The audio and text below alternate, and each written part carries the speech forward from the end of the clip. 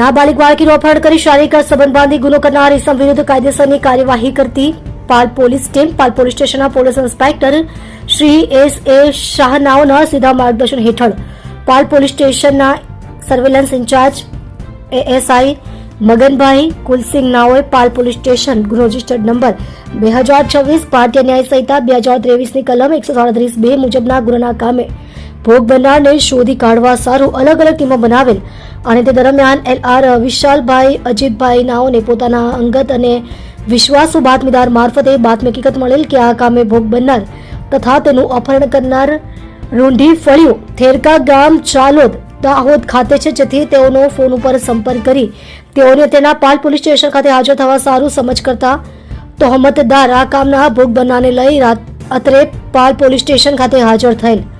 અને તહોમતદાર નાઓએ ભોગ બનનાર સાથે શરીર સંબંધ બાંધેલ હોય, જેથી સદર ગુનાના કામે ભારતીય ન્યાય સંહિતા 2023ની કલમ 87, 64(2) I,